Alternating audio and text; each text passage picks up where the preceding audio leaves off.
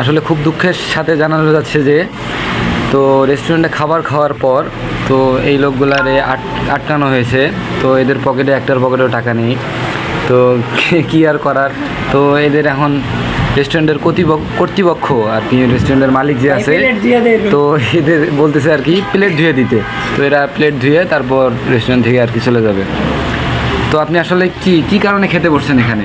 খিদা লাগছে ভাই আপনার? আমি অনেকদিন যাবত খাই না ভাই, চোপের ঠেলা আইছি, এখন খেয়ে ফেলেছি। আমি তো টাকা নেই পকেটে, কি করবো, প্লেট দোয়া লাগবে। ভাই আপনার মুভমেন্ট কি বলেন, আপনি বলেন, কিছু একটা বলেন। কর্তৃপক্ষ যা করে সেটাই মেনে নিতে হবে। যে এই লোক 2 প্লেট পুরো খিচুড়ি খেয়ে ফেলেছে, তো কিছু একটা বলেন। আপনার আসলে কি করলে আপনি খুশি এখন? আমার কিছু বলার মতো কিছু নেই, এখন আমার যেটা কাজ দেয় উপদেশ আমি সেটা পালন করবো।